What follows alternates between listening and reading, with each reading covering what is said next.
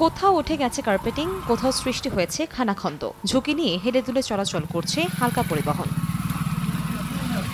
সাতক্ষীরার আশাশুনি উপজেলার আনুলিয়া ইউনিয়ন পরিষদ থেকে খাজরা ইউনিয়ন পরিষদ, কাপসান্ডা বাজার থেকে খাজরা ইউনিয়ন পরিষদ এবং বড়তল ইউনিয়ন পরিষদ থেকে কাপসান্ডা বাজার পর্যন্ত 11.5 কিলোমিটার সড়কের বেহাল দশা। সংস্কারের জন্য 3 প্যাকেজের মধ্যে একটি 2021 সালে এবং বাকি দুটি প্যাকেজের টেন্ডার হয় 2022 সালে। মূল প্রকল্পের মেয়াদ 1 বছর থাকলেও 3 দফা সময় বাড়ানোর পরও শেষ হয়নি কাজ। এলাকাবাসীর অভিযোগ, কোথাও 10% আবার কোথাও 20% কাজ করে বন্ধ রেখেছে ঠিকাদার। আমরা এখানে আমাদের একটা ডাক্তারও যদি আনি তাও আনার কোনো সুযোগ নেই। একটা মানুষ যে এক বছর কার্ড আনছে তাও কোনো সুযোগ নেই।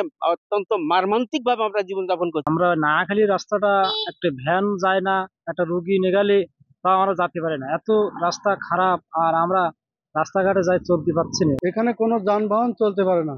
এখানে যদি একটা অ্যাম্বুলেন্স বা রোগীর সমস্যা হয়, অ্যাম্বুলেন্স ঢোকে না। এ নিয়ে দায়সারা বক্তব্য এলজিইডির। নতুন প্রকল্প প্রণয়ন করে সড়কটির আরও কাজ করার আশ্বাস সংশ্লিষ্ট কর্মকর্তার। আমাদের এখানে নতুন একটা প্রজেক্ট হয়েছে, সেই প্রজেক্টের থেকে আমরা এটা নতুন ভাবে প্রস্তাব করছি। ওই প্রজেক্টটা পাশ হলে আমরা তখন শুরুর থেকে যে বাদ দিয়ে এবং শেষের থেকে যে আরো আছে সেটা আমরা করতে পারবো।